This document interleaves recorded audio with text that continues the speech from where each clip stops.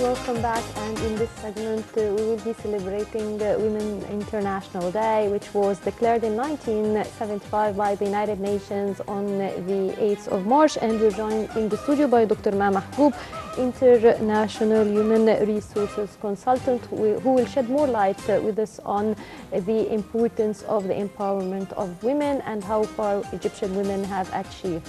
Good morning. And Dr. Maha, nowadays we're celebrating the International Women's Day, and we're shedding the light on, especially of course this month, on women and their achievements in all fields. So how do you see now the empowerment of women in our society in the 2017, of course? Good morning.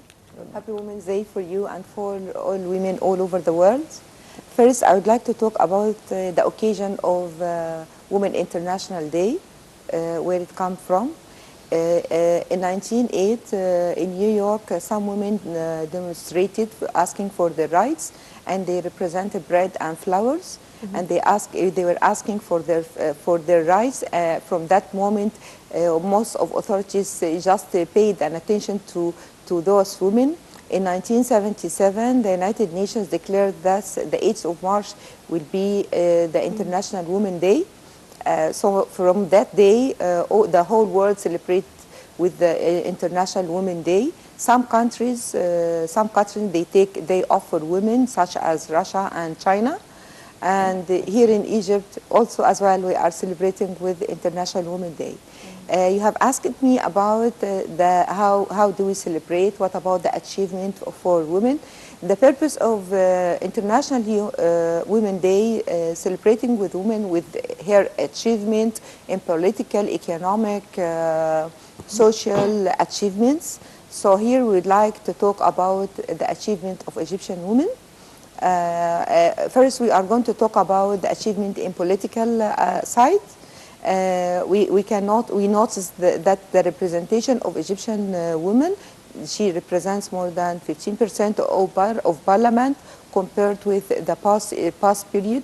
In the last parliament, she was representing only 2%. Nowadays, we can see that the first woman governor in Egypt, in Bahira.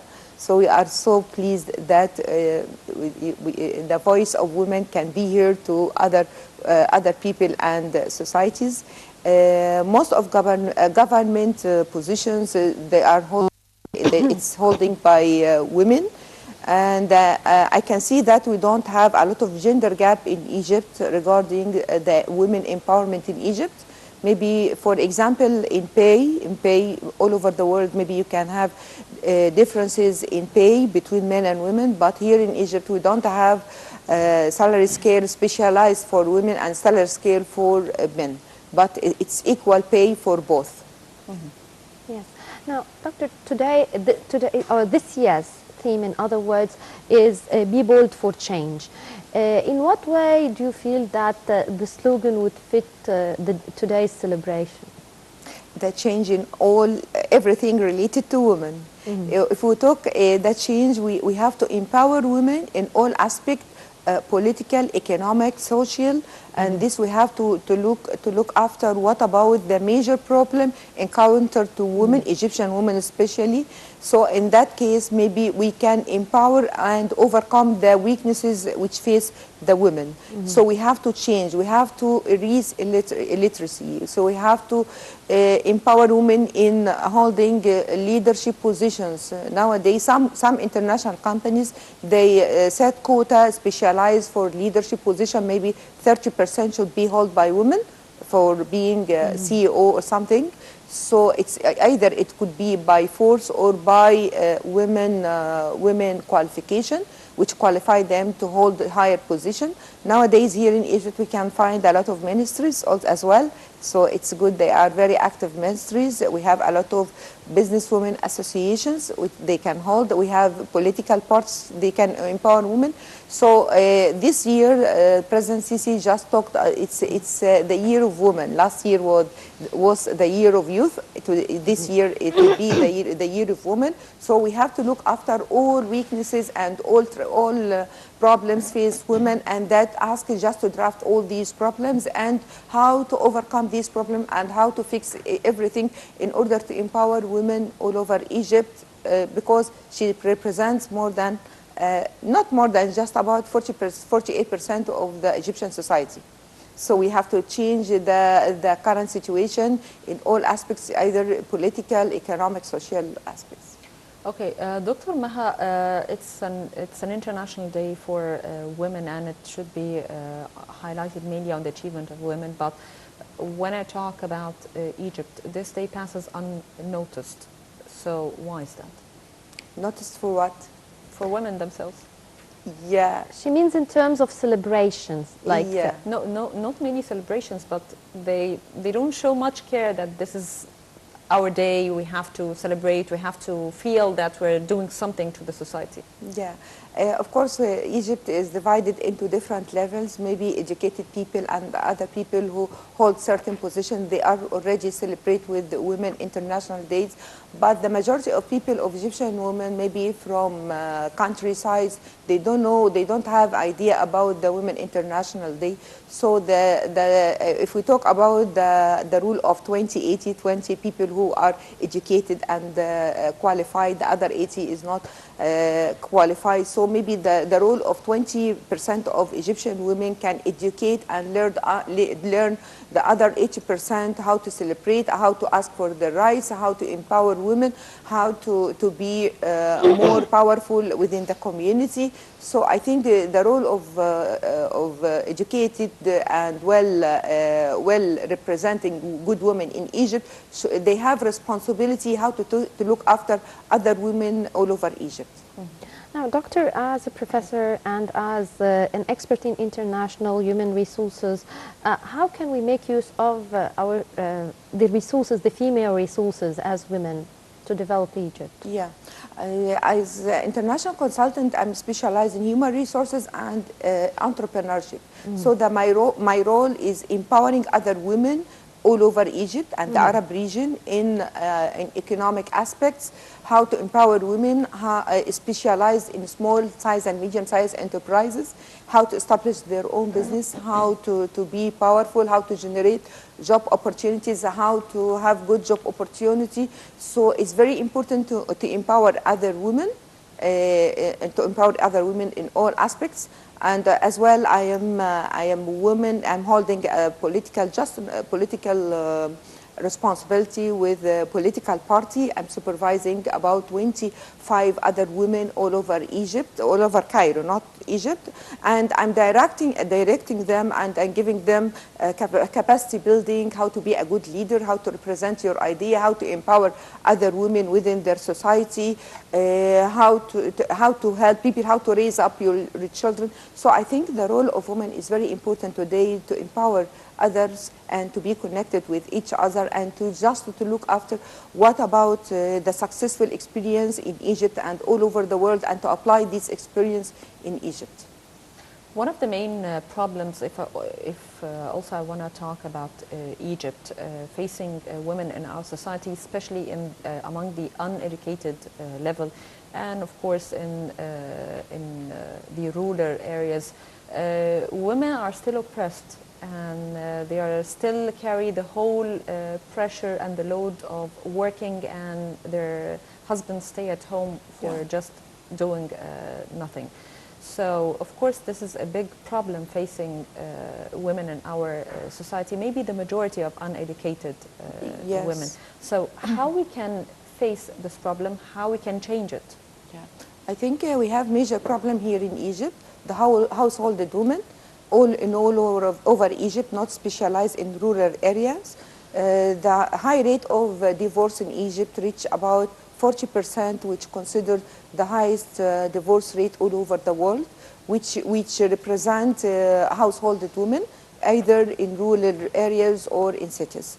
So we face a huge problem. So I think it's culture. So when I hear about the problem, what's the problem behind this divorce or separation or being household women, maybe we can find minor causes or reasons for being householding women. I think we have to change the culture. So the women are presenting a lot. so I can afford to do it. They hold a lot of responsibility. They hold responsibility of home, raising up children, working outside, either in rural or maybe in cities. A lot of women, they are working and they are holding a lot of responsibility. On the other hand, as Middle East cultures, that men, they have a certain shape, they don't touch that, they are men, they are superior, it's shame to participate in housework or something like this. It's the opposite than the advanced countries. They can help other women in home duties and so on. So maybe here the culture is a little bit differentiated. The men here, they consider that they are superior than women, and so his role only concerned or emphasized on just working and generating money, so that he cannot afford or pay attention to his family, or maybe he can help the family in studying with his children or helping women. So maybe we have to raise the awareness, maybe through the media and so on. What about how to live in cooperation within all society, how to arrange the time for women, how to balance with her duties at home and outside, with her work and so on. I think we have to change the culture. Yes. Dr. Maha, now you've mentioned several things, including that you help women in empowerment, yes, and entrepreneurship, and that would lead us to talking about small and medium enterprises, and that's an important thing for the development of Egypt. Now, to what extent is the government and the laws in Egypt, as well as the various steps to create small and medium enterprises, is feasible for women? Yeah. Nowadays, we have, if we talk about small and medium-sized enterprises, it represents 90% of economy of Egypt's economy, and it generates about 80% of workforce. So it's very important to look after SMEs and how to empower women for starting up their business. Nowadays, the government just relayed the small size and enterprises as entity within the Ministry of Trade and Manufacturing. So they have part, and we have a lot of initiatives related how to empower other women to start up their own business, either by government, by the Ministry of Trade, by the Social Fund of Egypt, by some NGOs, by international organizations, United Nations, by the UN, so we have a lot of initiatives which empower women how to start up their own business. And of course, here in Egypt, we have informal sector. What I mean by informal sectors, a lot of women, maybe they can work at home, but they cannot show that they are working for sewing, for cooking, for doing handmaids or something. So we consider those women informal sector.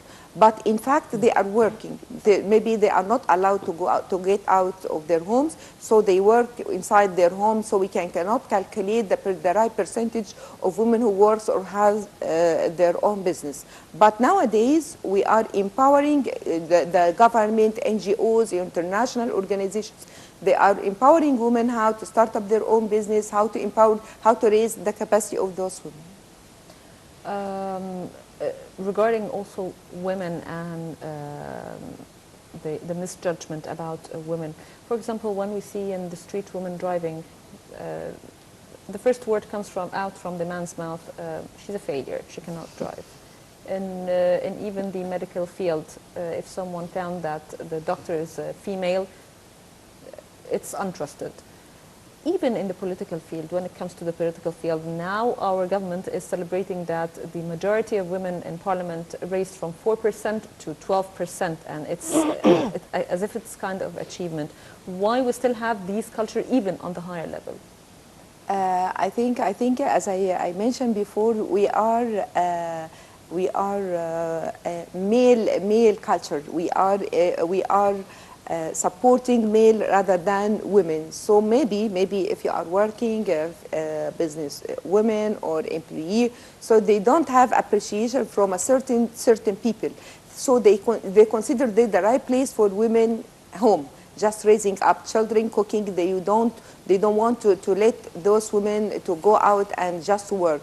For example, I was giving lectures so in some marginal areas, and some people I asked a man, and would you allow your wife to go out and to work?